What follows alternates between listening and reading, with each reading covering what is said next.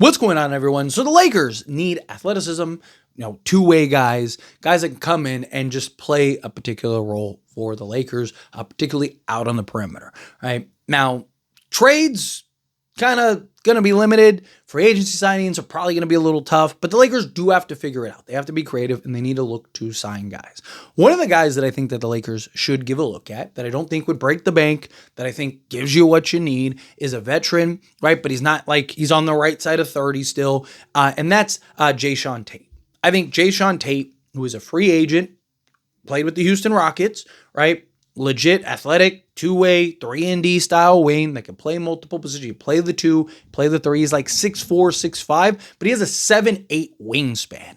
That's the key, right? So he's long, he's lengthy. He's also 230 pounds, so he's a guy that can be physical, right? Be a physical defender out there, defend multiple positions, be a guy that can come off the bench. You could even start on occasion, right? You can slot in, play the 2, play the 3, right? You need guys like that. You need guys that can play multiple positions, that can defend multiple positions, but also knock down the 3 ball with some regularity. He is coming off of a contract in which he was making $7 million a year. So I don't think, especially by the time the season starts, he'll be 30. He'll be turning 30 in October, right? So I don't think he's going to be a guy that's going to get 15, 20 million, especially with the new CBA. So to me, I don't know if you'd be able to get him on a vet minimum, which is the problem. Maybe if he really wants to be a Laker, right? And like the other people are offering him, $5 million a year. Maybe he's like, just go play with the Lakers for $2 million and try to contend for a championship or something like that.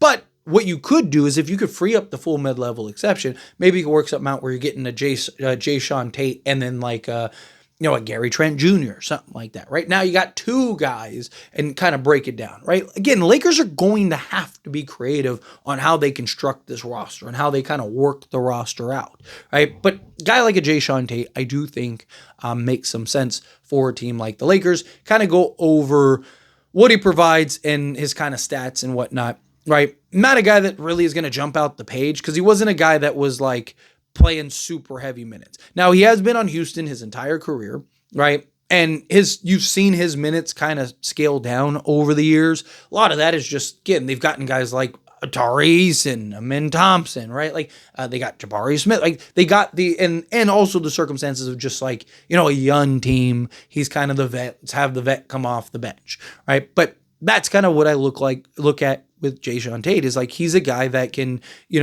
come in, be a vet off the bench, hit shots, play some defense, can be a versatile guy for you. Right? Now, you look at kind of what he did this past season. 52 games played. He only started in 2 of them. He averaged 11.3 minutes, which was the lowest of his career, by the way, with the Houston Rockets.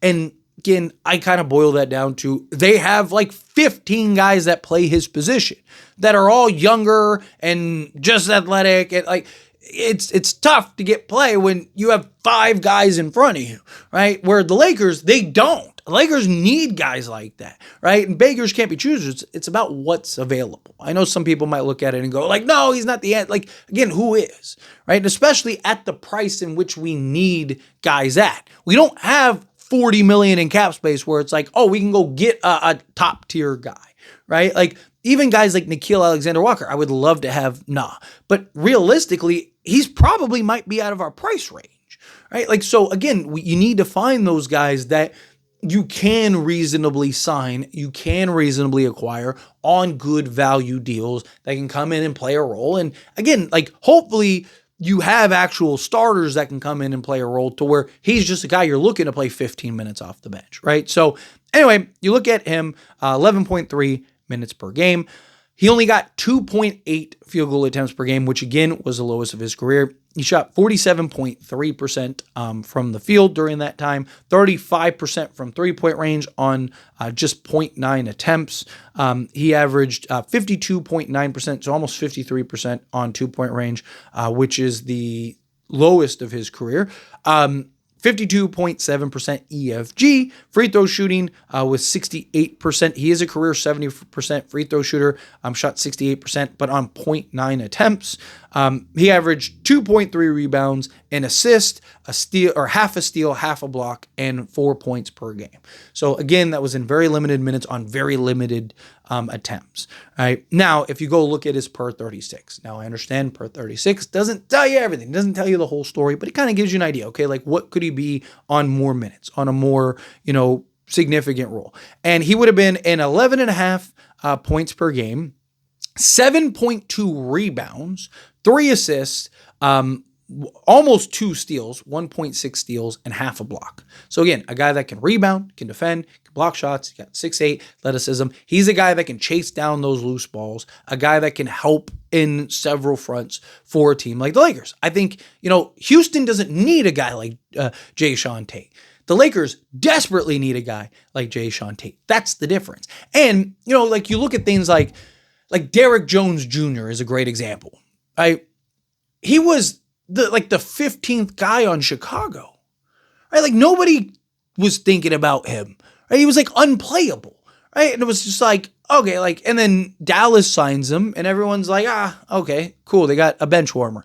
And he ended up being he was literally that year, the prototype of what you wanted from a 3-and-D wing.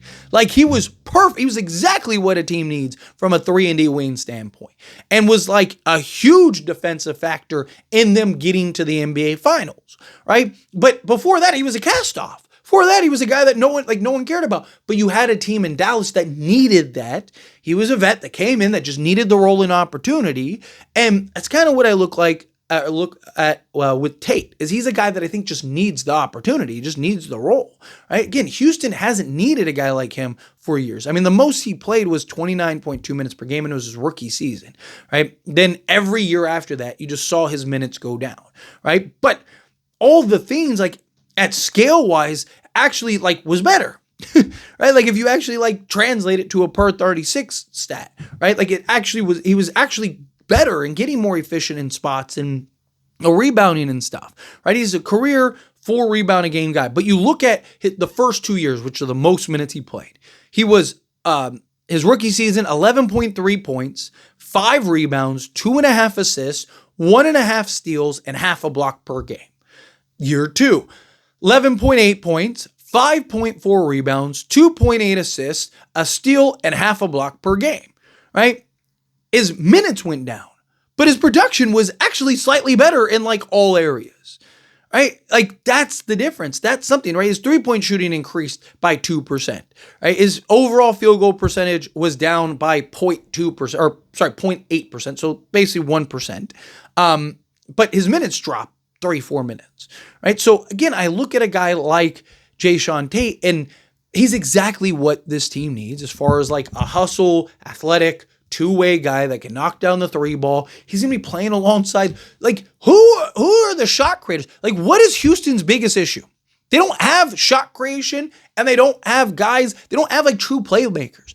Fred VanVleet is a souped up, he's what we want Gabe Vincent to be, right? He's not what that true wheel and deal. He's not a Luka or LeBron. Yeah, he can make plays. He can, when guys are hitting shots, he can stack it up. But he's not a guy that's just creating something out of nothing, right? Imagine the looks that Tate would get, right? I think he's probably a 37 to 38% 3-point shooter on the Lakers alongside Luka and LeBron. He's got the athleticism. He's got the defense, right? He's a guy that can defend multiple positions. Like I said, he's 6'4", 6'5", but he's got a 6'8" wingspan. So he's long, he's lengthy, can defend multiple positions, right? He can get after it, get you some steals, generate some offense. He's just any guy that we get is just going to be a catch and shoot 3-point shooter anyway. You're looking for 3-and-D guys. Lakers need athleticism. They need wing depth. They need perimeter defense. They need shooting, right? Jae'Sean Tate literally checks off all of those things. Is he some 45% 3-point shooter? No.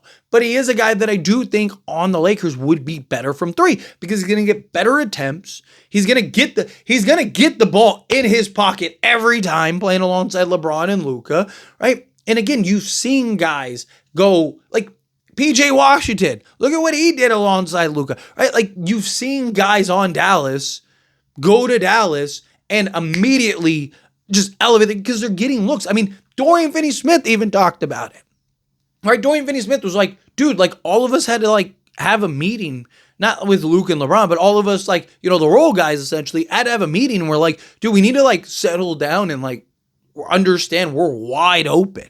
And then right after that, Dorian Finney-Smith went on like a great shooting run. And then we got the break before the playoffs, and then he kind of cooled off again. But, I just thought that was interesting because he's right? Like, he's wide, like, guys are wide open, right? So instead of catching and just having it, like, on Houston, he's got to catch the ball and just get it up, right? Because the defense is right there. But on a team like the Lakers, where everyone's focused on LeBron and Luka and trying to collapse on him, he's gonna get all day. He's gonna be able to catch the ball, call some people, make a couple business deals, right? Maybe get a cut, right? Eat a sandwich, and then boom, okay, here we go. Now we're buckets, right? I just think his efficiency is gonna go up. I think the defense is the biggest factor for him. He's a guy that we need, right? Defensively, he's a guy that can get after it, play defense, hit shots, right? He's a guy that I like. I think he's a guy that would be cheap, that would be realistic, that would be reasonable, that the Lakers should consider bringing on. But as always, this is a discussion. I pass a question on you. Let me know your thoughts and opinions down in the comments below. What do you think? Feel your thoughts. You agree with me? Disagree with me? Kind of mixed in the middle. Do you like the idea of Jae'Sean Tate?